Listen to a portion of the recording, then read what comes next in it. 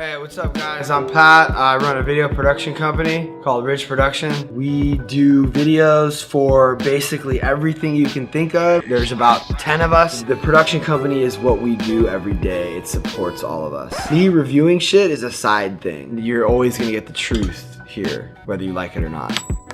Today we're gonna be talking about Stranger Things, the phenomenon of the decade, and the first thing I want to point out is that this is the most anticipated show of all time of this size. I guess that's not really saying much because Netflix has only been around for a couple years, really, making incredible shows and releasing them all at once.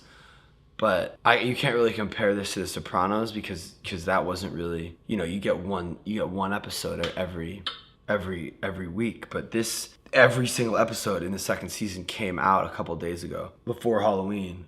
Today is Halloween actually, and it felt amazing, when that came out. Like, it's such a massive body of work that you can just go and watch in one night or throughout the week or however you want to do it. I'm sure that all of you have seen the first season, and personally I thought the second season wasn't going to be as good, or I actually had I didn't really have high hopes for it at all, and I kind of I didn't want to not like it, but I just didn't think it was going to be good. So that kind of set me up for going into it looking for flaws, and I'll tell you, it's fucking really good, and I would recommend seeing it.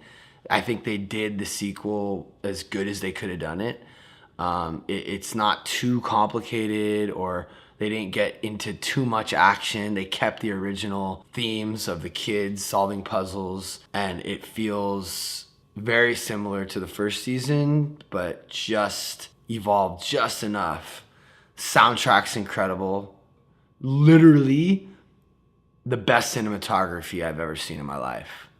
I mean, some of the best cinematography I've ever seen in my life. The color is fucking insane. As I'm watching this show, it's definitely, it's making me second guess whether I even want to make a movie because they did it so well. But, it's cheesy, it's for kids, and it's basically everything in this has been done before, which is fine. It's cool, whatever. That's not the point of this review. The point of this review is to say that the writing is great, the directing is great, the everything's great. I mean, even the casting is really good because there's not really any big actors in it. One thing that I was really appreciating when watching this was all the subtle references. All the subtle references, like the Thing poster on the wall, or like the board game that you remember when you were a kid, or the music selection, definitely. They're not picking like really, really massive songs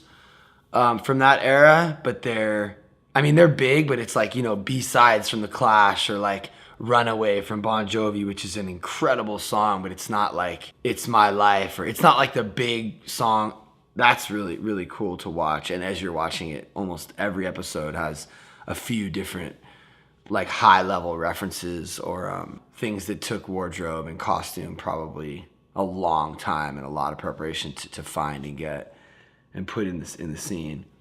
And then you have it's a combination of every single classic movie you've ever seen. So it's like the kids on the bikes, which is, a page from E.T. and, the Goonies. But then you even have like the body suits, going through the cavern, the caves and stuff, which is kind of like The Thing, or, Alien. It feels like almost like Alien. And then you have your cabin in the woods where she's being... they basically said, all right, we're going to make a classic. We're going to take everything from all the movies we grew up on loving, and we're going to put them all into our movie. And they fucking did it, and it's incredible. This is their life's work, and there's no fucking way they're ever going to be able to top this, which kind of, I don't know, a bummer if you're a director, but whatever, it's fine. Like, they killed it. They're on the top of the world right now, and they deserve to be. So yeah, I would definitely say, I just watched the the episode where she goes and finds her sister, and they're all punk rockers with neon colors, and it's really cheesy, but it reminds you of like Ninja Turtles, or you know, that big city graffiti Mohawk 80s punk shit.